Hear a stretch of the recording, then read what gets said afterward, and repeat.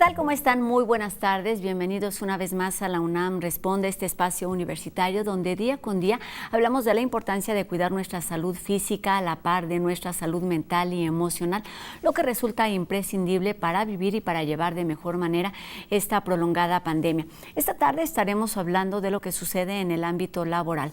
Hay cifras que indican que más de la mitad de la población mexicana que trabaja en nuestro país pues puede sufrir estrés o de hecho sufre estrés laboral. ¿Cómo se han modificado estas cifras? ¿Cómo se ha modificado esta situación con esta crisis sanitaria? Pues hay dos grupos y por lo menos que debemos ir considerando.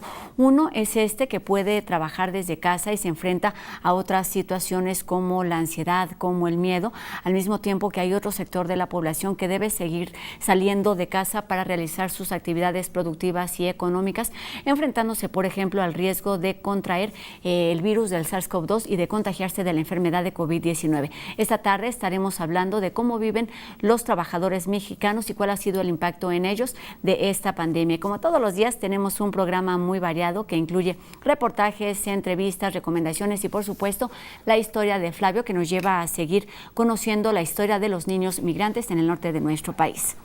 Y comenzamos como todos los días con un panorama de lo que ocurre en México, donde la investigación y la ciencia tampoco se detiene. De acuerdo a un estudio realizado por el Instituto Politécnico Nacional, la COVID-19 podría ocasionar diabetes, esto porque uno de los órganos afectados es el páncreas, que al mismo tiempo es uno de los reguladores de azúcar. Vamos pues a escuchar las voces que nos presentan un panorama de lo que ocurre en nuestro país.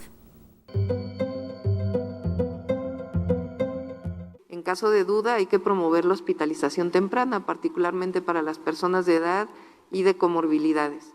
Obviamente cada caso es distinto y las decisiones de los médicos son distintas, pero se busca siempre disminuir los decesos, la mortalidad, sobre todo a través de la hospitalización temprana de las personas que enferman gravemente. El seguro continúa atendiendo todas las solicitudes de información que hemos recibido en el contexto de la pandemia. También hay todo un esfuerzo por difundir y hacer públicos los procesos de adquisición y compras de insumos específicos para COVID, ya sean estos equipos de protección personal, material médico, medicamentos, equipos como ventiladores, monitores y demás que son necesarios y fueron necesarios adquirir durante la pandemia. Hemos marcado como tiempo ideal el que se acerquen o que busquen la atención en las primeras 48 horas. Y esto representa más o menos que 60%, prácticamente 70% de la población de manera general se está acercando en las primeras 48 horas, pero hay un 10 y casi un poco más de 10% que está tardando más de 6 días. Y eso es lo que es grave, porque son los que se asocian a una mayor mortalidad. La enorme mayoría de las personas hospitalizadas por COVID no están en una unidad de terapia intensiva o en su equivalente en las camas reconvertidas con ventilador, sino que están en las camas generales, la enorme mayoría, alrededor del 80%. ¿Y qué hacen los miembros del personal de salud para atender a esas personas que no tienen ventilación mecánica, que no están intubadas? Muchas cosas. Pero dos fundamentales son la suplementación de oxígeno sin intubación y la hidratación intravenosa. Al mismo tiempo que Pfizer anuncia la efectividad del desarrollo de su vacuna, que considera más de un 94% de efectividad, pues hay distintos países, principalmente en Europa, que siguen atendiendo o siguen implementando medidas restrictivas para evitar el número de contagios. Por ejemplo, en Austria se ha decretado que las personas únicamente puedan salir a realizar actividades esenciales, por ejemplo, el cuidado de otras personas o también para la compra de alimentos.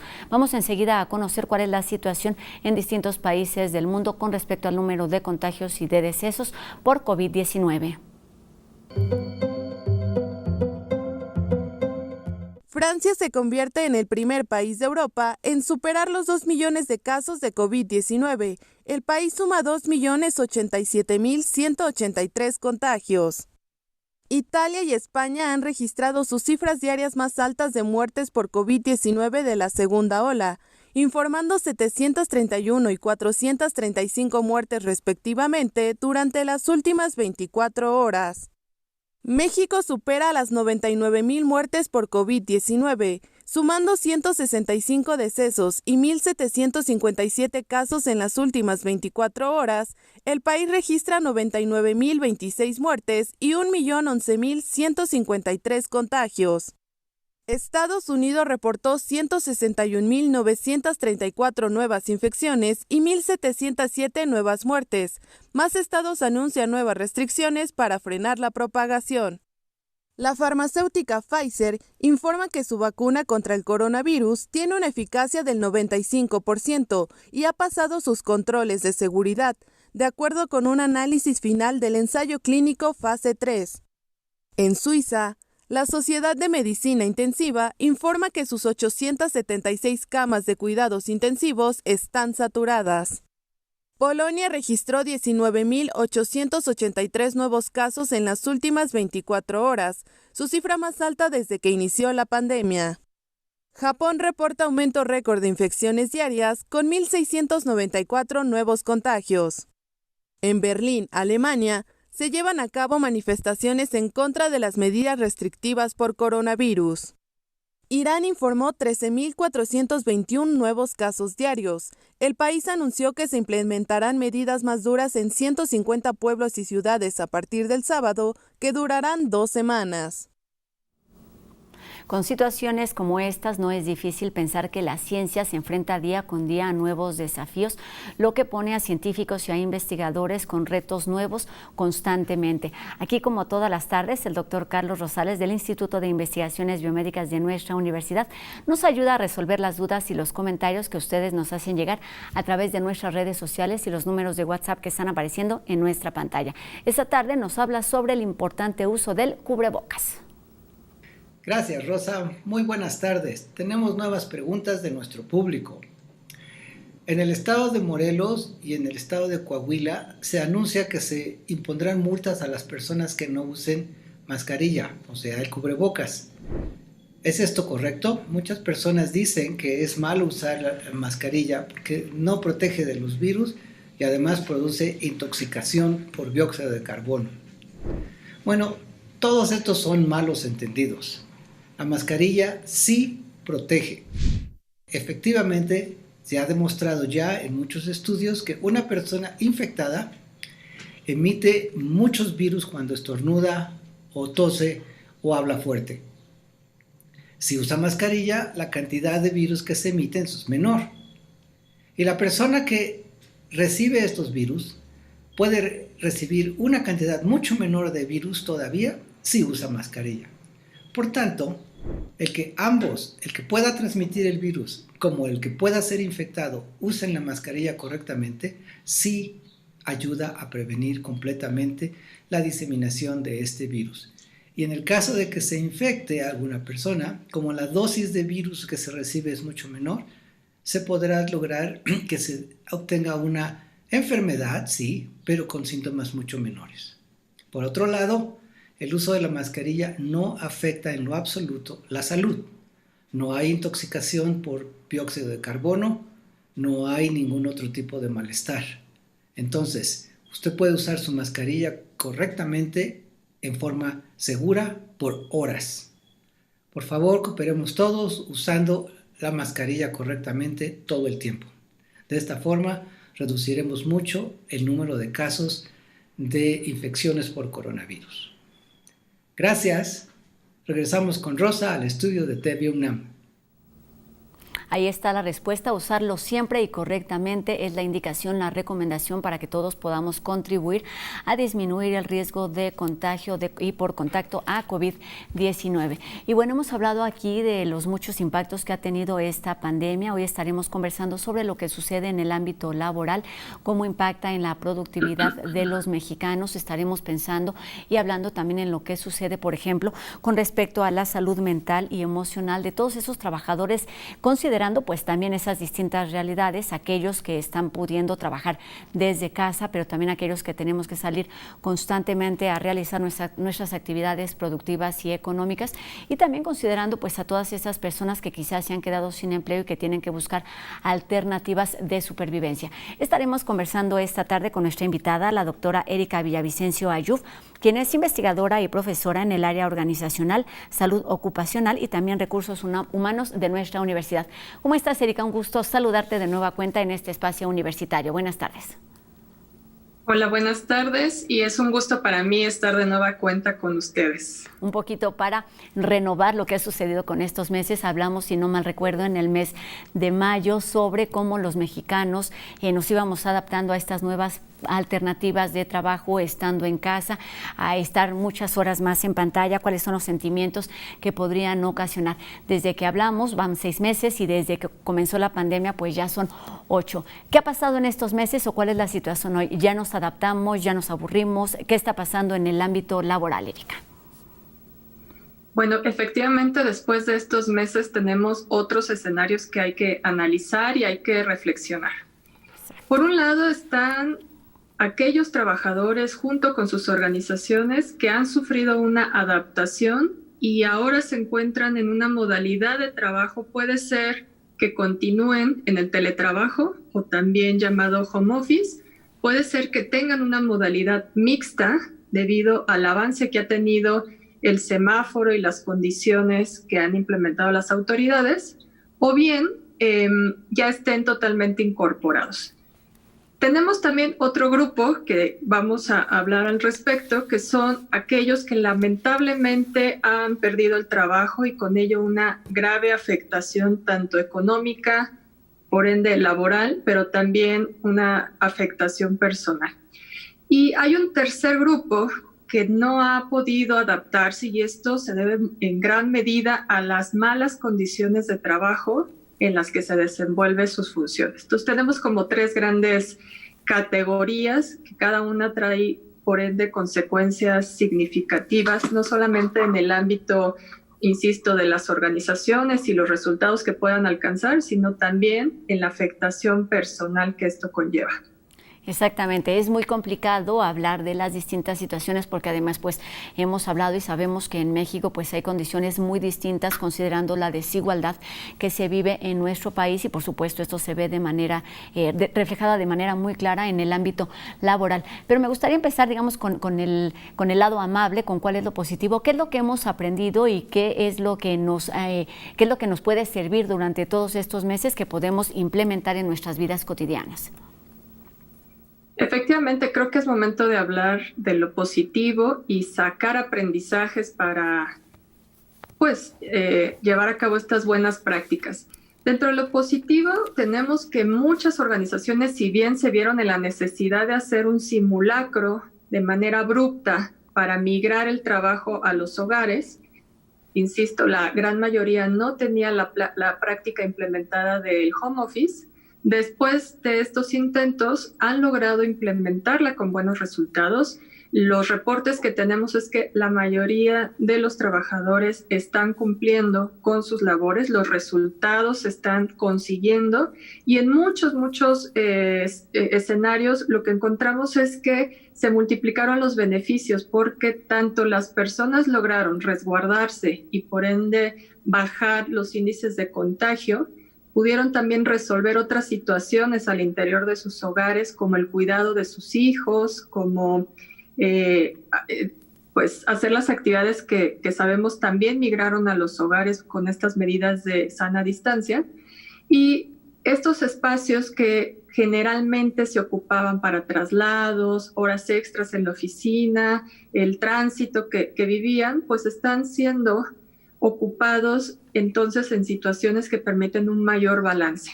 Por citar algunos ejemplos, la gente se incorporó a alguna actividad física, la cual realizan ya sea por conocimiento previo, por el espacio que tienen en sus hogares, o bien a través de alguna plataforma digital, porque también esta área se modernizó.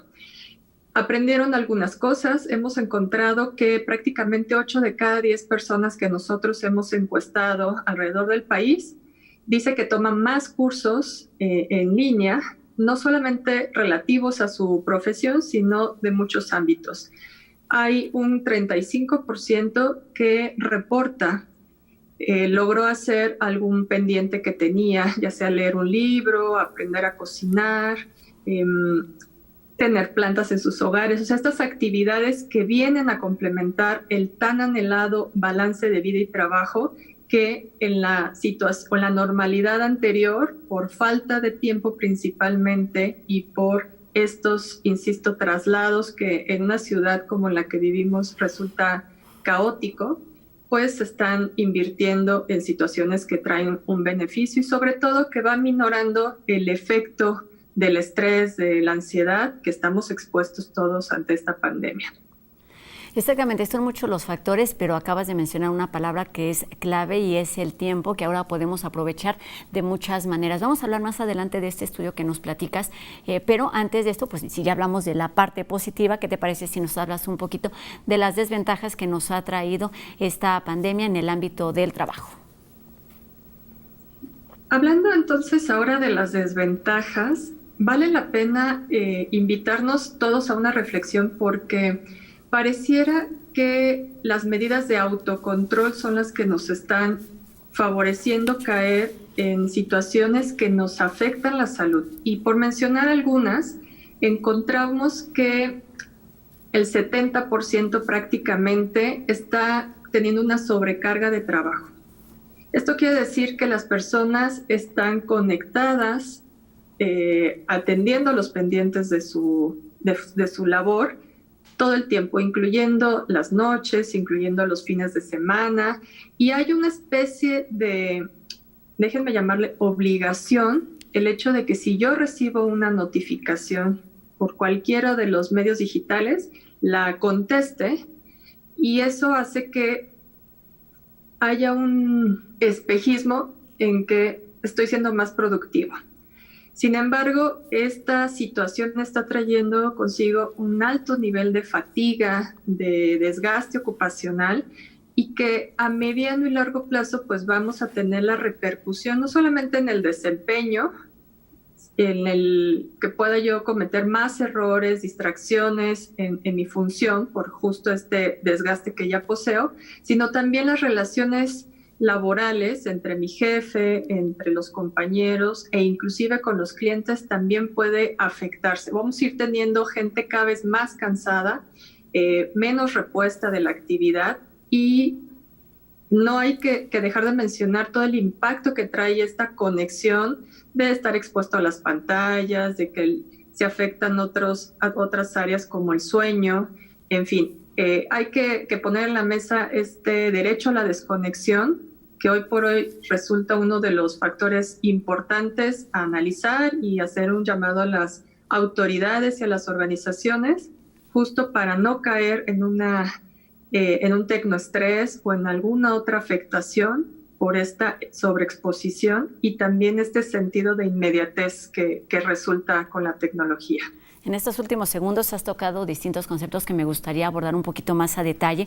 Uno de ellos es precisamente esto de la aparente disponibilidad, eso de estar todo el tiempo y de estar resolviendo y de estar actuando, lejos de ahorrarnos, digamos, como esta parte del trabajo, porque digo, ya terminé y ahora me paso a hacer las otras actividades, nos impide hacer cosas que debemos hacer en casa, que es respetar los hábitos de sueño, los hábitos de alimentación, la interacción con la familia y además nos acerca a nuevas adicciones como la que acabas de decir, a las pantallas. ¿Qué decir primero sobre lo que sucede, por ejemplo, en el ámbito familiar, Erika? Bueno, en el ámbito familiar, recordemos que cada quien tiene su rol y justo la gran mayoría de las personas estamos obedeciendo este rol a través de alguna pantalla. La relación per se ha cambiado, cambiaron los hábitos y con ello van a cambiar las interrelaciones. Si resulta que en ese mismo espacio estamos tomando las clases, estamos atendiendo las juntas, pero también estamos conviviendo todo el día, todas las semanas, se hace necesario tomar descansos entre los mismos integrantes de la familia que pudiéramos tener un espacio en donde estuviéramos solo, incluyendo los niños con sus juguetes, con sus dibujos, para que se relaje un poco este exceso de estar viéndonos y tratándonos. Esto obedece a que antes de la pandemia, pues prácticamente en el día nos veíamos y muchos regresamos hasta en la noche al cumplir nuestras actividades, y el tiempo que estábamos con los familiares era poco. 2, también entender que cada uno de nosotros somos diferentes y vamos a asimilar la pandemia y la crisis que conlleva de forma diferente. Habrán algunos que estén más a gusto el estar en sus casas, habrá otros que ya les haya impactado el no tener contacto con los amigos, con otras personas. En fin, cada uno va a tener un impacto distinto. En la medida que haya espacios en donde la familia pueda compartir, hablar del tema, y como vemos, pues hay diferentes etapas que ya hemos vivido de la misma pandemia. Lamentablemente todavía faltan algunos meses más. Las personas tienen que ir sacando estas situaciones, poniéndolos en la mesa, y los adultos buscar algunas alternativas para que el impacto en los menores de edad sea menos. 2, también tratar de buscar una interacción, así como les digo, de repente cada quien su espacio, pero de repente también algo que los lleve a convivir fuera de las labores implementadas. Y en estos espacios se recomienda mucho estar lejos de la tecnología, involucrar a los niños en actividades del hogar, pero hacerlo de una manera amigable, jugar con ellos, en fin, replicar estas conductas que ya mencionaste de autocuidado y de balance en la alimentación, en el ejercicio, en el descanso, para que logremos seguir en estas semanas que nos depara. Estar muy alertas si alguno de los familiares, insisto, ya tiene alguna repercusión, y canalizarlos. Sabemos que la UNAM tiene un servicio telefónico y también en su portal donde les dan atención gratuita y detecta si la persona ya tiene un impacto psicológico. Creo que es un mecanismo que se tiene que dar mayor difusión y acudir si es necesario. Exactamente, hay alternativas, y nuestra universidad lo tiene desde la Facultad de Psicología, también desde la Facultad de Medicina, porque parece un poquito complicado lograr un equilibrio entre las responsabilidades y la recreación, pero también hay muchas alternativas en esta área. Erika, antes de irnos a la pausa, mencionaste el término de tecnoestrés. Es un término nuevo. ¿A qué se refiere exactamente y cómo se está viviendo en estos meses de pandemia? Si este término resulta novedoso para la mayoría, sí, como tal es una variable que tiene poco de estudiarse, y esto se debe al auge tecnológico y a todo este avance, pero en momentos como la pandemia, que gracias a la tecnología hemos podido seguir funcionando como sociedad, hay muchísimos ámbitos que hemos utilizado, ya sea para hacer las compras, para, insisto, trabajar, para la escuela, entretenimiento y comunicación con los familiares, sobre todo muchos integrantes de la familia de adultos mayores, pues posiblemente fueron sus primeras experiencias al comunicarse con los suyos en esta situación. Ahora bien, esta alta exposición y esta alta dependencia de la tecnología, si no la implementamos de manera adecuada, nos puede también producir estrés. Y este estrés, a través de los dispositivos, pues se le denomina tecnoestrés, que trae una serie de reacciones cuando hay un abuso, cuando no se logra el equilibrio, cuando lo hago de una manera poco consciente, responsable. Consciente, exacto. Diste con el punto clave, de una forma responsable, porque efectivamente no hay que satanizar las tecnologías, hay que darle su lugar y aprovecharla para obtener los resultados, pero si ya caigo en un exceso y eso me va a producir una afectación, entiendas, estrés, ansiedad. Si no tengo el dispositivo, empiezo a entrar en crisis, si se está bajando la pila, si no tengo conexión a internet o de plano dejo de hacer otras cosas básicas de mi vida por estar utilizando, entonces ya estamos entrando en un problema. Exactamente, parece un poco complicado porque efectivamente en este momento las pantallas nos dan la posibilidad de realizar o seguirnos realizando como individuos, como empleados, también como en cuestiones académicas, entonces debemos buscar el equilibrio y buscar un autocontrol. Erika, es momento de hacer nuestra primera pausa aquí en la UNAM Responde. Regresaremos para seguir hablando de todos esos factores como la productividad, la salud mental, la salud emocional y este estudio además del que nos platicabas hace unos minutos. Y también regresaremos para conocer nuestras recomendaciones culturales, humor y mucho más después de la pausa aquí en la UNAM Responde.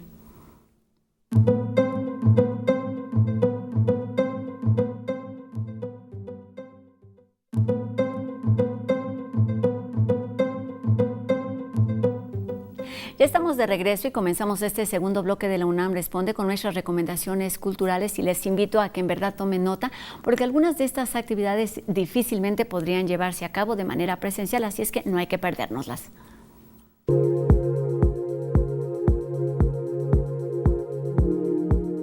En algún momento las personas necesitamos creer en algo para hacer nuestra realidad más llevadera y en momentos complejos como los que el mundo atraviesa este 2020, las situaciones nos hacen querer abstraer la mente para encontrarnos en otras realidades más amenas, haciendo uso de lo mágico y lo milagroso de la vida y la muerte.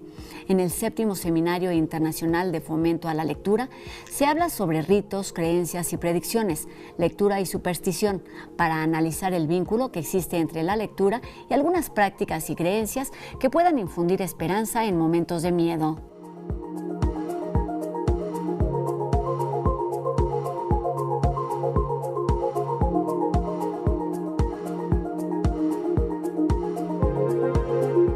Constantemente la creatividad femenina se ve limitada por las múltiples tareas domésticas que se han establecido para este género.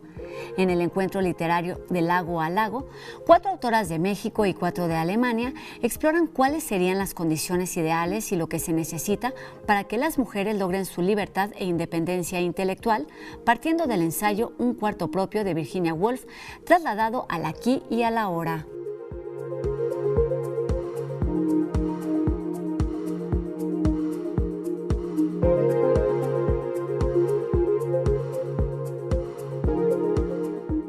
Del 17 al 22 de noviembre se lleva a cabo la 8ª edición de la Fiesta de las Ciencias y las Humanidades, teniendo como tema principal el futuro de la sostenibilidad después del COVID-19. Cada día se llevan a cabo diversas actividades como conferencias, talleres y conversatorios en donde se abordan temas de interés como fake news, racismo, la mujer en la ciencia, salud emocional, crónicas de la pandemia, la nueva realidad, sexualidad virtual y ciencia desde casa, por mencionar solo algunos de los contenidos. Todos los detalles en el sitio oficial de la Dirección General de Divulgación de la Ciencia.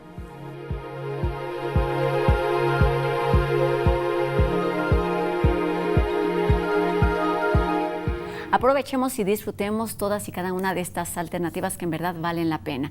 Y vamos ahora a conocer la segunda parte de nuestro reportaje que nos presentan los reporteros de En Trending, donde el tema es violencia contra periodistas en México.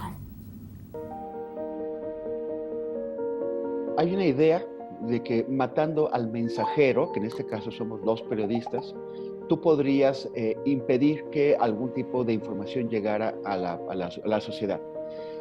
Nuestra tarea es informar a la sociedad, es revelar aquello que quienes están actuando a veces en contra de ella o al margen de ella, pues no quieren que se sepa.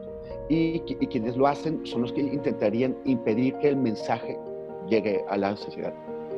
Las principales agresiones provienen de aquellos a quienes no conviene que la verdad salga a la luz, y se trata de funcionarios públicos.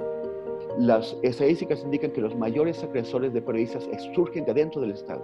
Son funcionarios públicos, son policías, son militares, son diputados, son gobernadores, o en el caso del presidente anterior, no de Peña Nieto, es el propio presidente el que está detrás de agresiones contra los periodistas. Entonces, eso es una multiplicidad de cosas. El narco, que es un fenómeno también muy mitificado, el narco es el sospechoso usual, es el criminal conocido.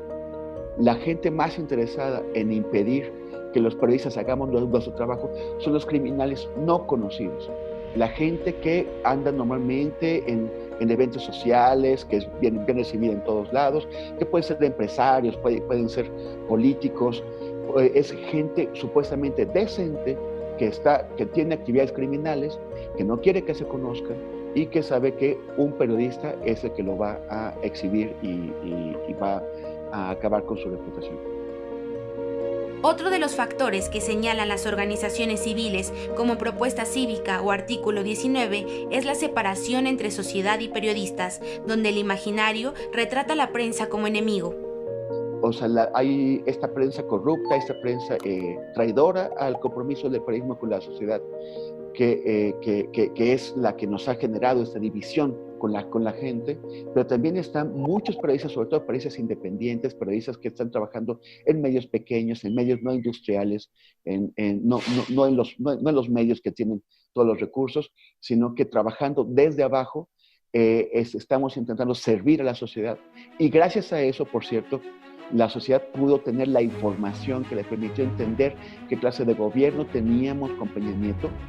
Fue gracias a los periodistas que se supo que Peña Nieto y su mujer tenían una casa blanca costosísima, pagada por un contratista del gobierno, que en Tlatlaya o en Apatzingán lo que se presentaron como combates en realidad fueron masacres, que en Ayotzinapa el gobierno anterior intentó engañar a la gente, hacer una enorme falsificación de una investigación, que hubo una estafa maestra mediante la cual gente de Peña Nieto estaba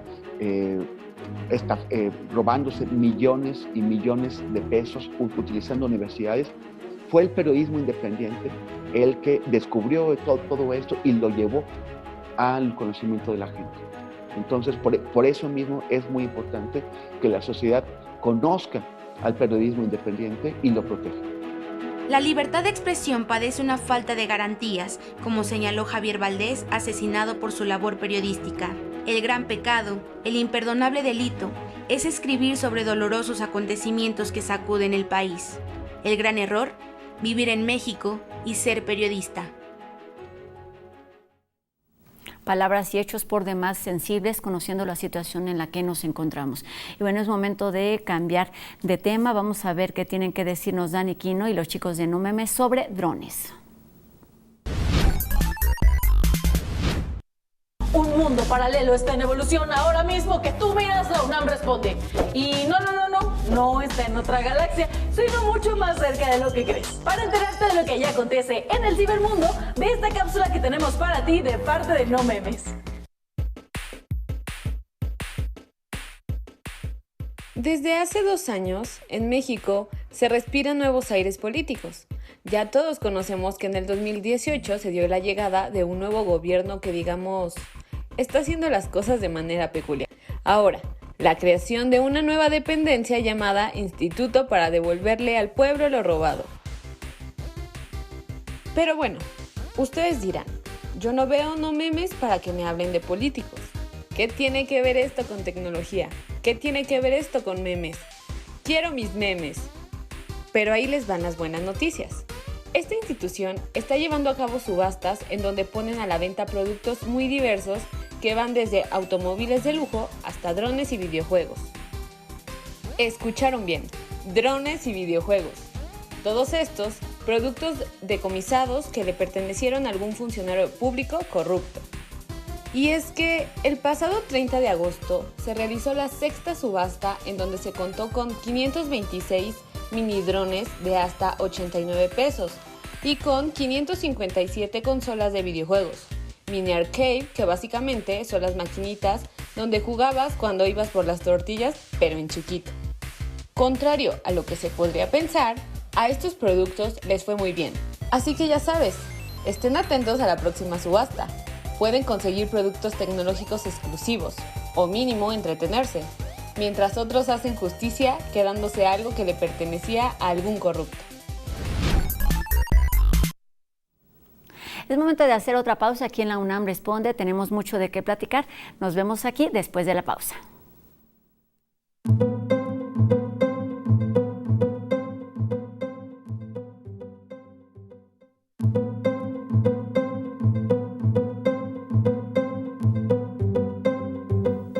Ya estamos de regreso en la UNAM Responde y como todos los miércoles vamos a ver qué tiene que decirnos Sandra Lorenzano sobre la equidad de género en nuestra universidad.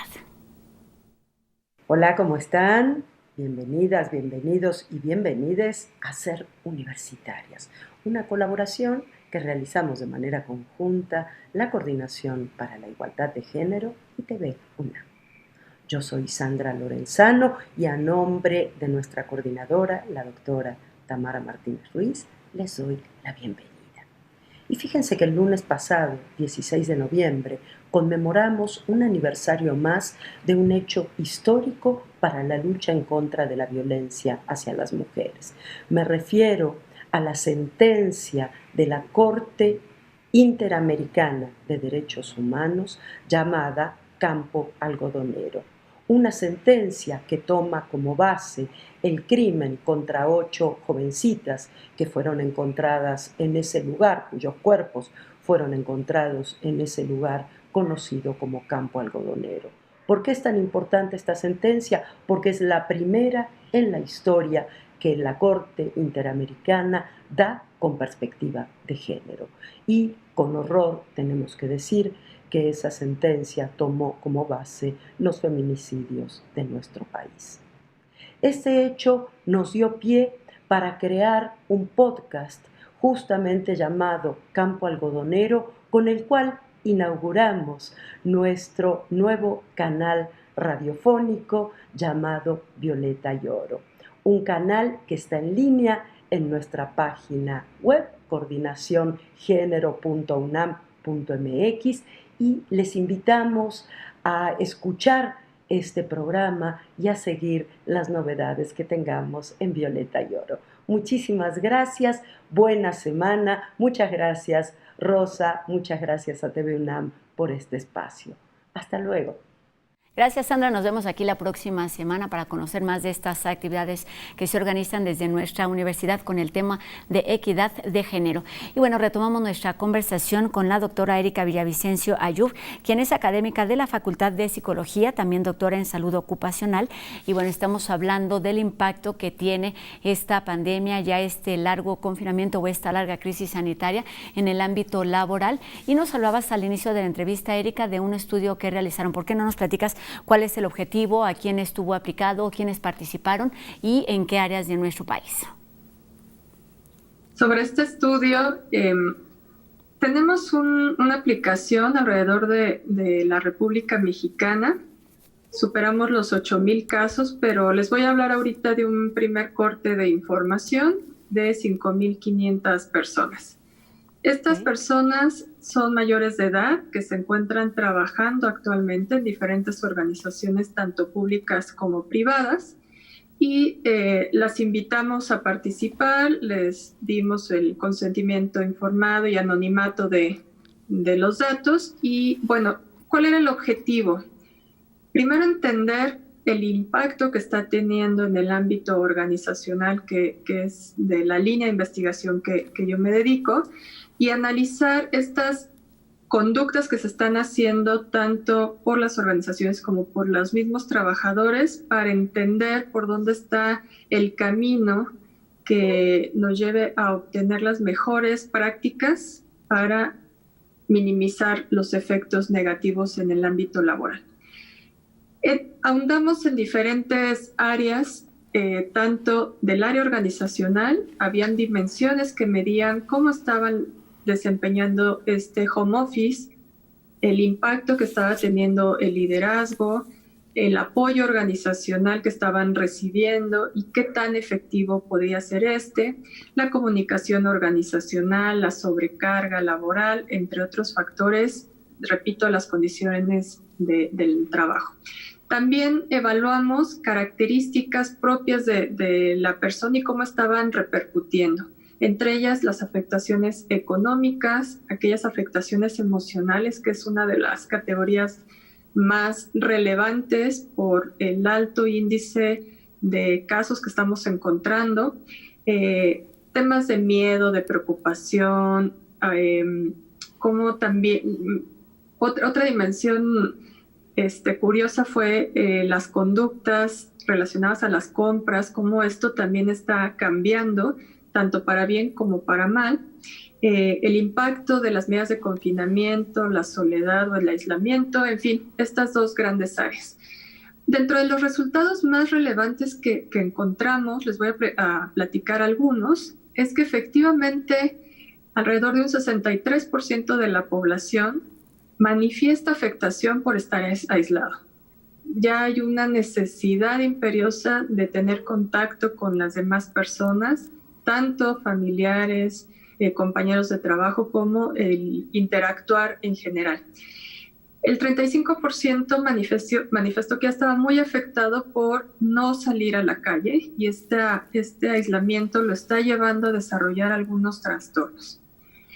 En cuanto a la relación familiar, justo de lo que hablábamos en el corte anterior, teníamos dos escenarios. El 88% manifiesta que vio beneficiada la relación con su familia debido a esta nueva normalidad y a la convivencia que resultó, pero también el 21% manifestó que ya tenía conflictos familiares importantes dada la cuarentena. En el ámbito económico, por ejemplo, encontramos una afectación mayor y esto es más que lógico si analizamos el número tan creciente de pérdidas de empleos, de organizaciones que han tenido que cerrar, pero también a corte personal la gente sí se ha visto afectada, ya sea porque algún familiar se quedó sin empleo y por ende sin ingreso, porque hubo una reducción en el salario, en ocasiones hasta del 50%, o bien porque ha tenido que adquirir alguna serie de cosas que han impactado en su bolsillo. Esto, si le agregamos que los productos de la canasta básica también han ido incrementando su costo. Prácticamente el 90% de los encuestados manifiestan tener mucha preocupación de que los gastos familiares rebasen los ingresos familiares. Creo que es un tema que debemos de analizar y ya les decía yo que el comportamiento relativo a las compras, el tener la disponibilidad de comprarlo a través de estos dispositivos con tan solo un clic, nos pone en un contexto delicado porque pudiéramos estar en una situación que agrave la economía familiar si seguimos adquiriendo productos de esta manera. Creo que hay que mandar un mensaje de alerta al interior de nuestros hogares. No obstante, si hablamos de otros factores como el miedo, como estas situaciones que preocupan, la gran mayoría de la gente se siente con mucha preocupación de no estar informado y eso lo ha llevado a hacer un consumo excesivo de noticias, de redes sociales. Entonces, prácticamente si no está trabajando, está conectado, revisando noticias y muchas de ellas encontramos que corresponden a la categoría de fake news, ¿no? Estas noticias que si bien no son de fuentes serias y formales, sí les propicia que incremente la incertidumbre, el miedo o la sensación de preocupación. En el ámbito de los hábitos, la persona ya manifiesta en 6 de cada 10 encuestados que ha afectado sus ciclos de sueño. Muchos se llevan los dispositivos a la cama y pasan hasta altas horas de la noche contestando, interactuando a través de esta tecnología, lo cual pues obviamente no solamente va a reducir las horas de descanso, sino que también va a afectar otros aspectos. El 82% ha incrementado el uso de redes sociales y esto nos lleva a diferentes trastornos, como lo platicábamos, por mencionar algunos, a la tecnoadicción. Otro aspecto que también hay que resaltar es que ya encontramos incremento en el abuso de sustancias. El 12% consume más alcohol de lo que consumía antes de la pandemia y el 6.5% manifiesta que ha adquirido alguna adicción, ya sea al tabaco, drogas o cualquier otra sustancia. Estos son algunos de los resultados que hemos encontrado hasta ahorita. Pues algunos que nos habla de las complicadas situaciones que se están viviendo al interior de las familias, aunque puedes tener, por supuesto, efectos positivos, como también ya los comentamos al inicio de este programa. Llevamos 7, 8 meses en una situación a la que no estábamos habituados. Lo que debemos hacer es empezar ahora a entender la situación en la que estamos y prevenir de la mejor manera lo que está por venir durante las próximas semanas. Y me gustaría que siguiéramos hablando, Erika, de cuáles son las alternativas, cuáles son los retos que tenemos hoy, considerando, tenemos aquí justamente pequeños trabajando que están ahí a nuestro alrededor, Erika, no te preocupes, pero justamente considerando todas estas alternativas y todas estas situaciones, ¿cuáles podrían ser algunos de los consejos, alternativas con respecto, por ejemplo, al descanso, a la organización, a la necesidad del tiempo libre?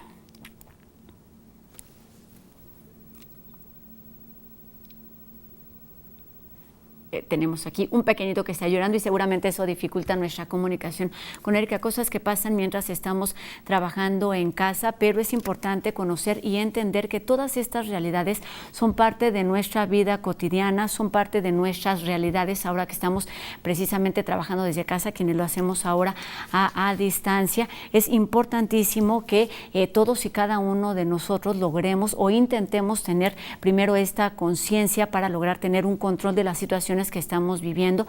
Al principio nos parecía, por ejemplo, de esta pandemia muy complicado pensar en que pudiéramos estar 1 o 2 o 3 meses encerrados, pues ya han pasado más de estos meses. Se puede hacer siempre y cuando estemos muy conscientes y que podamos tener o lograr un equilibrio entre la salud física, mental y emocional. Vamos a ver si un poquito más adelante podemos reconectarnos con Erika nuevamente para que nos ayude con estos consejos finales sobre el tema del impacto en el ámbito laboral. Mientras tanto, vamos a conocer la segunda parte de la historia que nos presentó Flavio Florencio, quien estuvo en una aldea infantil donde niños migrantes continúan sus estudios a distancia. Vamos a ver este segundo reportaje.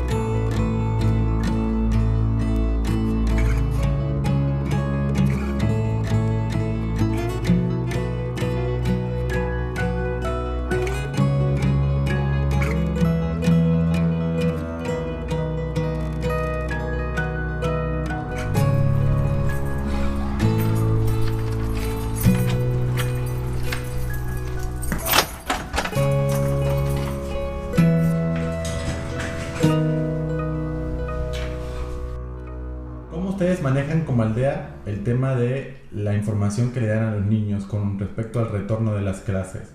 Ok, la información que manejamos nosotros hacia los niños respecto al retorno de las clases es la misma información que tenemos, o sea, que es incierta, ¿sí? O sea, no tenemos ni les decimos que pronto estarán reanudándose las clases de manera presencial, que prácticamente es eso, como tampoco decimos que hace falta muchísimo tiempo, ¿no? Simplemente que se desconoce que actualmente por la situación de salud estas son las condiciones en las que se está llevando y es como la forma en la que se vio que era posible hacerlo de manera que no se perdiera, ¿no? esa consecutividad, que mantuvieran el acceso a ese derecho, pero no manejamos un tiempo porque, bueno, no lo hay, ¿no? O sea, finalmente sería irresponsable decirles dentro de un mes o dentro de un año, ¿no? Entonces, sí es como vamos viendo, ¿no? Vamos actualizando a lo que de manera oficial también se vaya determinando. En concreto con el coronavirus y la pandemia, tu equipo percibe que esto mejoró la relación entre niños y padres? Bueno, realmente el contexto migratorio es muy específico, o sea, no es igual una familia que se encuentra en su ciudad con su rutina acostumbrada a que los niños efectivamente están en casa con los papás y, por ejemplo, empiezan las clases y están allí a cargo el papá, la mamá, no sé, es distinto a la población que se encuentra migrando, ¿Por qué? Porque hay población que ya tiene 1 año que salió de su casa o más y que incluso pudiera ser que ni siquiera ha tenido acceso a la educación, por ejemplo, independientemente de la pandemia, y que se ha encontrado en lugares, en albergues o incluso en situación de calle. Entonces, la pandemia es un elemento más, pero que realmente no se puede aplicar como a la población que se encuentra en su lugar de origen, ¿no? O sea, entonces estás diciendo que en cierta manera los benefició. O sea, hablas de que hay niños de que ni siquiera tenían una educación antes de llegar aquí. Sí los hay, o sea, hay quienes por el mismo trayecto migratorio no han tenido ese acceso porque se han encontrado en otros espacios, en otros albergues y han venido transitando, ¿no?, por toda la República. ¿Cuál es el verdadero impacto del coronavirus en la población migrante? En líneas generales, el impacto del coronavirus en la población migrante pues es también la limitación pues de la movilidad aún más por un factor más, además de la situación migratoria que tienen, ahora por el de salud. Es decir, los procesos que tienen iniciados están detenidos. Quien no ha iniciado un proceso, pues en este momento no lo puede hacer porque no todo está parado, ¿no? O sea, las cortes, si hablamos de una solicitud hacia Estados Unidos, pues las cortes están detenidas, las fechas no están ahorita corriendo como normalmente vienen, ¿no? Entonces, ese es el impacto que genera detener sus procesos y por lo tanto, pues, detener en sí de manera indefinida, o sea, la incertidumbre, ¿no? El estar en incertidumbre de cuándo se reapertura, cuándo me dan una nueva fecha. Entonces, eso les genera un impacto emocional, ¿sí? Ante esa incertidumbre de no saber cuándo. Entonces, ¿qué va a pasar conmigo cuando sigue esto, ¿no? O sea, o cuándo me voy, o cuándo me resuelven, ¿sí? O sea, eso es lo que genera, ¿no? Acumulado a todo lo que ya, por ser población migrante, ya se tiene, ¿no?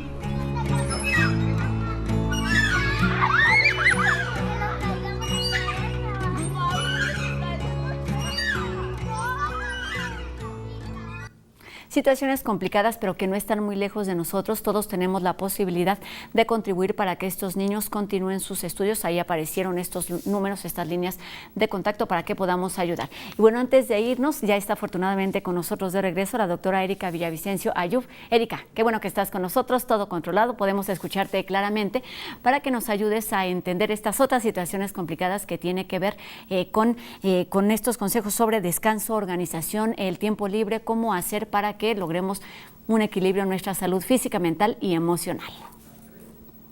Sí, muchas gracias. Me gustaría que me ayudaran a proyectar la imagen, porque creo que parte de los hallazgos que encontramos y que van a funcionar para las organizaciones es entender el modelo predictivo que estos resultados nos están arrojando. A grandes rasgos, creo que la afectación en diferentes esferas es tan grave que debemos ya implementar una gestión en crisis, situándome evidentemente en el ámbito organizacional para tratar de salir menos golpeados de esta pandemia. Una de las características que hay que comentar es cómo lograr que esta productividad siga a pesar de que tanto la situación se torna difícil, pero también la afectación en varias personas que componen los entornos organizacionales. Y esto es entender prácticamente 3 grandes factores o dimensiones que están involucrados. El primero es el liderazgo. Y como siempre, hay que entender que el líder es el factor clave para que los resultados se alcancen. No quiere decir que el líder haga toda la labor, obviamente se realiza con cada uno de los integrantes de los equipos, pero él es el que facilita que esto se alcance, y más en una situación en donde físicamente estamos dispersos, que pudiera haber una interpretación diferente a través de esta modalidad de trabajo. Entonces, es un llamado a las organizaciones a formar líderes, a detectarlos, a darles las herramientas, porque no solamente son los líderes, sino también son personas que seguramente ya tienen alguna afectación en el título personal. El apoyo organizacional es otra gran dimensión que hay que voltear a ver, y aquí hay que entender todas aquellas acciones que van a favorecer a que el desempeño se logre.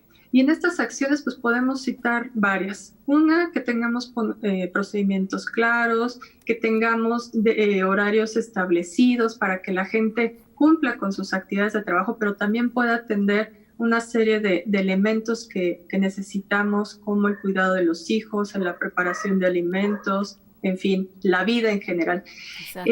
Las prestaciones, el salario, hacer evaluaciones oportunas de cualquier factor de riesgo que esté presente, no solamente atendiendo la normatividad, que eso también ya se ha hablado mucho con la entrada en vigor de la norma 035, que el mes pasado se cumplió el plazo, entonces es un tema que está fresco, pero también tenemos que entender cuál ha sido la afectación por el COVID-19 a nuestros trabajadores, y estos diagnósticos oportunos nos van a permitir desarrollar al interior de las empresas acciones específicas para que sigamos produciendo. Exactamente lo que pasa. Apoyo organizacional. Perdón, Erika, te voy a tener que interrumpir porque pues el tiempo se nos ha terminado, pero pues nos quedamos con esta parte que son responsabilidades compartidas, tanto dentro del ámbito laboral, es decir, con las empresas y nuestros compañeros y también con los jefes, pero como individuos debemos hacernos también conscientes y responsables de lo que estamos haciendo desde casa y hacer lo posible por lograr pues justamente esta separación para lograr un equilibrio. Y si alguien cree que necesita ayuda, ya nos lo decías al principio del programa, está este call center de la Facultad de Psicología 50250855 que está apareciendo en nuestra pantalla, donde se brinda ayuda a todas estas personas que crean tener algún tipo de complicación precisamente en tiempos de pandemia con nuestras cuestiones laborales. Erika Villavicencio Ayuf, investigadora y profesora de la Facultad de Psicología, muchísimas gracias por estos minutos. Qué lástima que ya no pudimos ahondar un poquito más, pero seguramente lo haremos más adelante en otro momento. Gracias, Erika. Muchas gracias por la invitación y es momento de seguirnos cuidando. Un saludo a todos. Esa es la principal recomendación. Cuidemos nuestra salud física, pero también la mental y la emocional. Tenemos herramientas y si no, pues podemos buscar ayuda. Y recuerden también que seguimos leyendo todos sus comentarios a través de nuestras redes sociales. Y recuerden, por supuesto, que mañana tenemos una cita completamente en vivo a las 2:30 de la tarde por TV UNAM, aquí en La UNAM Responde. Adiós.